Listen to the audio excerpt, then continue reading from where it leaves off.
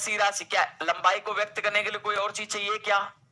सोच के बताओ, क्या लग रहा है कोई और चीज चाहिए? जैसे मान के चलो कार्य, कार्य कैसे निकलता है? बल इंटू विस्थापन से, F इंटू डी से। लेकिन अगर मैं कह दूं, क्या यहां पर कहीं पर भी नीड है, आपको जरूरत पड़ रही है यहां पर किसी और को? जैसे मैंने कहा बल आपको निकालना है तो क्या निकलेगा? F बराबर ma, द्रव्यमान और त्वरण से निकलेगा, मास एंड एक्सेलरेशन से आपका निकलेगा फोर्स। बट इनको किसी अदर क्वांटिटी की नीड नहीं है। सही है।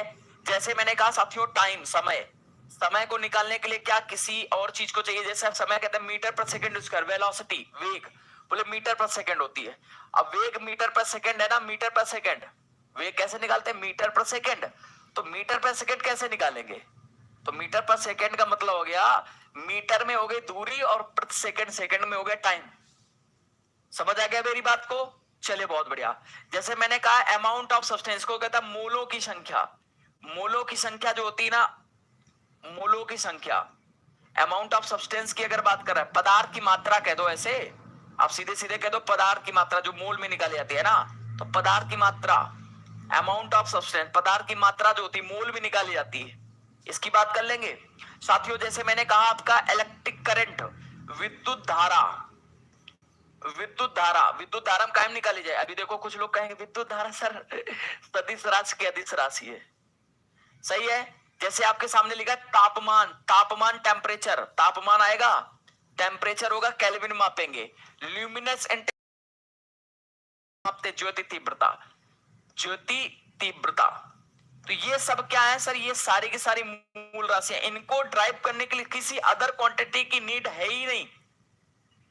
मैंने कहा length, mass, time, amount of substance, temperature, luminous intensity, इनको ड्राइव करने के लिए किसी अदर क्वांटिटी की नीड नहीं होती है।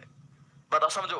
अभी इसको समझो बेटा। अभी तो तुम्हें लग रहा होगा अरे यार क्या ही सर पढ़ा रहे, लेकिन बेटा फिजिक्स में एक बात ध्यान रखना, अगर आपने किसी भी जैसे मान लो न्यूमेरिकल लगाया आपने, और न्यूमेरिकल में आपने अगर ध्यान से भी अगर उसकी यूनिट गलत कर दी, क्वेश्चन गलत हो गया। यूनिट का बहुत बड़ा खेल। अभी तो तुम्हें लग रहा होगा ये तो सब इजी, अभी चल रहे, आज शुरुआत है बेटा, समझ रहे हो ना? अभी कदम बड़े हैं ना, अभी तो रास्ते पर निकले हो। रास्ते में कितनी दुश्वारियां होंगी, कितनी कठिनाइयां होंगी, ये तो रास्ता जब हम लोग फासला उसका तय करेंगे तभी तो पता चलेगा। और फासला तभी तय हो पाएगा जब आप मेरे साथ मेहनत के साथ बने रहोगे, साथ देते रहोगे, अच्छी तरह पढ़ते रहोगे। अब एक बात बताओ, जब आपने केमिस्ट्री शुरू करी हो थी तो कैसा लग रहा था आपको? बताओ, केमिस्ट्री जब शुरू करी थी तो कैसा लग रहा था? लग रहा था बहुत हार्ड, लग रही थी बहुत सारी समस्याएं, लग रहा था कि अरे यार कैसे पढ़ेंगे, कैसे समझेंगे, लगा था कि नहीं लगा था? लग रहा था कि आगे कैसे डील होगा, पढ़ पाऊंगा कि नहीं पढ़ पाऊंगा, ये कभी